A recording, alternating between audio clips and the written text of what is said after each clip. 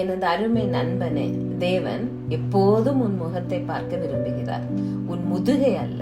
எனவே தேவனை விட்டு விலகி சென்று உன் முதுகை காட்டாதே. மனிதன் உன் முகத்தையும் வெளி தோற்றத்தையும் பார்க்கிறான், ஆனால் தேவன் உன்னில் பார்க்க விரும்புவது என்ன? அவர் உன் இருதயத்தின் முகத்தை பார்க்கிறார், அதில் பரிசுத்தத்தை எதிர்பார்க்கிறார். உன் இதயத்தின் முகத்தில் இருந்து அவரது ஒளியின் பிரதிபலிப்பை எதிர்பார்க்கிறார். விசுவாசமும் பரிசுத்தமும் இல்லாமல் யாரும் தேவனை பிரியப்படுத்த முடியாது.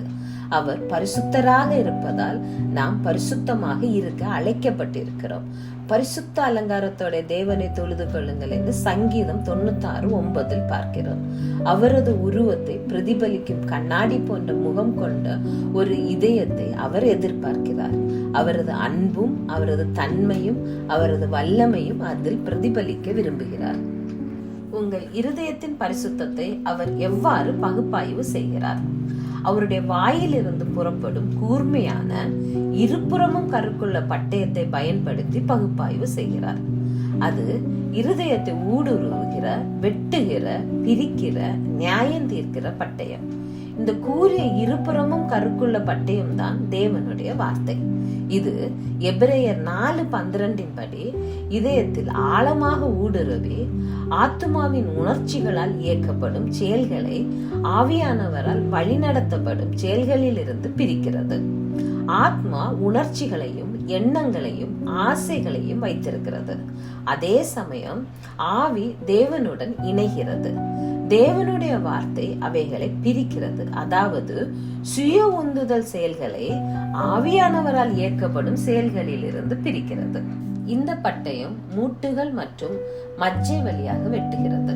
மூட்டுகள் எலும்புகளை நகர்த்தவும் வேலை செய்யவும் அனுமதிக்கின்றன. இங்கு மூட்டுகள் மக்களால் பார்க்கக்கூடிய வெளிப்புற வேலைகளை குறிக்கின்றது. ஆனால் மஜ்ஜை இரத்தத்தை உற்பத்தி செய்கிறது. இது ஆழத்தில் இருந்து உயிரையும் ஊட்டச்சத்தையும் கொடுக்கிறது. இங்கு மஜ்ஜை என்பது உள்ளான பக்தியையும் தேவனின் பிரசன்னத்தில் தினசரி பெற்றுக்கொள்ளும் ஆன்மீக ஊட்டச்சத்தையும் குறிக்கிறது. தேவன் உங்கள் வெளிப்புற ஆவிக்குரிய நடவடிக்கைகளை மட்டுமல்ல, உங்கள் உண்மையான பக்தியின் அளவையும் அவருடனான ஆழ்ந்த தொடர்பின் மூலமும் ஆராதனை, ஜெபம் மற்றும் தியானத்தில் நேரத்தை செலவிடுவதன் மூலமும் பெற்றுக்கொள்ளும் ஆவிக்குரிய போஷாக்கின் அளவையும் கண்காணிக்கிறார். இந்த பட்டயம் எண்ணங்களை வெட்டி எண்ணங்களை அதன் நோக்கங்களில் இருந்து பிரிக்கும். தேவனுடைய வார்த்தை சுய மகிமையை நோக்கமாக கொண்ட செயல்களில் இருந்து தேவனுடைய மகிமையை நோக்கமாக கொண்ட கிரியைகளை பிரிக்கிறது. இந்த கூர்மையான இருபுறமும் கருக்குள்ள பட்டயம் ஒரு நாள் வெளிப்படுத்தின விசேஷம் 19:15 படி தேசங்களை நியாயம் தீர்க்கும், நீதிமான்களை வழி தவறியவர்களிடமிருந்து பிரிக்கும். எனவே தயாராக இரு.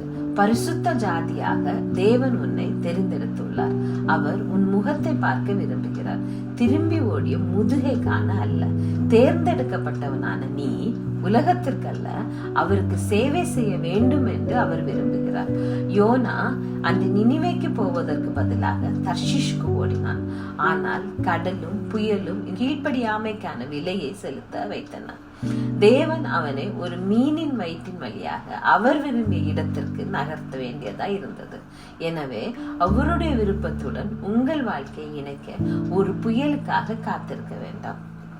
5 அப்பங்களையும் 2 மீன்களையும் உடைய சிறுவனை போல உன்னிடம் உள்ள அனைத்தையும் அவரிடம் கொடுத்துவிடு.